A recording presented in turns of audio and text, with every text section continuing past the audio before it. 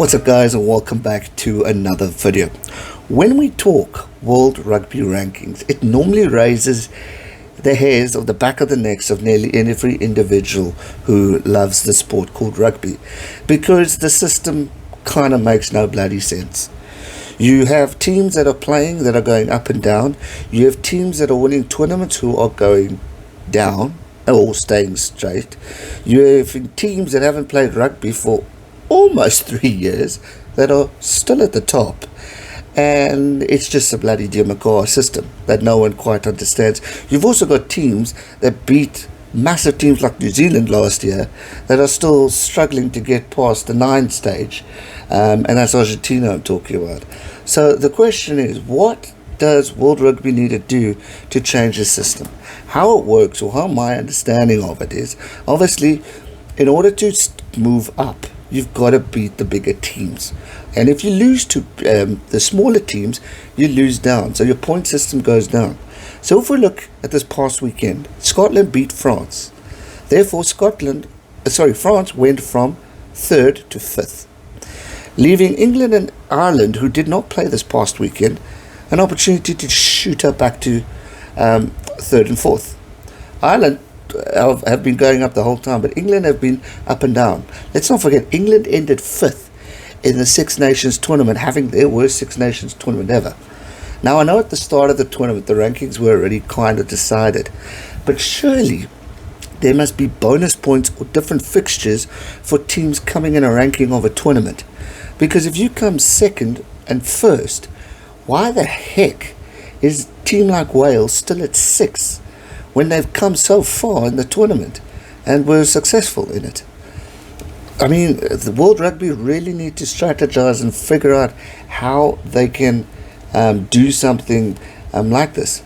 It says only the champions Wales and Ireland improved in their ranking from the beginning of the tournament, with the former moving from 9th to 6th and the latter moving from 5th to 4th. Meanwhile, Scotland slipped down a place from 7th to 8th, even though they earned their first victories at Twickenham and Stade de France this millennium.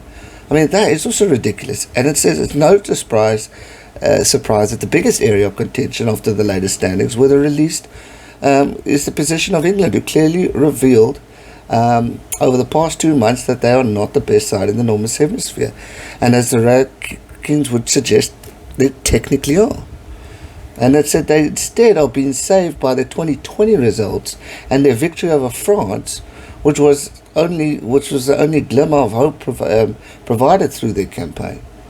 And obviously, the one that pisses off everyone the more in their study, the most controversy the rankings has caused since 2019, with several teams enjoyed brief spells at the top of the rankings prior to the World Cup, with the majority of them quite clearly not being the best teams. South Africa haven't played a game since the Rugby World Cup final. Or was that the 4th of November, 2019, 2020, 21, 21. 2 years of no rugby. Yet, they're number 1. I don't have a problem with that, because I'm happy with my South African team. But I get the point of frustration here. World Rugby really need to completely take a look at how it works. How do the point system? Surely if the leagues of your Six Nations or your Tier 2 Cups or your Rugby Championship and all those other leagues, surely if a team wins, you shoot up in rankings. I mean, it's like cricket. Cricket's pretty straightforward with their kind of rankings. But rugby, it just doesn't make sense with what we're currently seeing. I mean, for me, Wales should have got boosted. I didn't think they would make third, but probably 4th. Actually, I did actually think they would make 3rd if they won the Rugby Championship. Obviously, the point system is different, and the results are also different, but World Rugby really need to shake up their system, because there are a lot of angry people, and rightly so. I mean, the joke of the weekend was England were 5th, but England rised up the rankings and kept their position. Made no sense. I mean, also France ending 2nd, but yet they are 5th in the world rankings when they were just 3rd 2 days ago.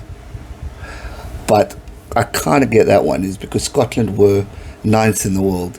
They beat France, so the point system would definitely change a little bit more from that aspect.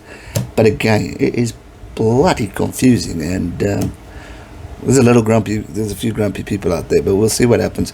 World Rugby actually just need to change their whole bloody system and team so they can get their head right, because I don't even know who Arthur or Martha is with regards to rugby refereeing, yellow cards, red card, pink cards, who can headbutt players, who can freaking elbow players, who can shoulder charge. World Rugby really just need to shake up the game and actually just get something going. It was a year ago Bill Beaumont said he's going to bring the global game together.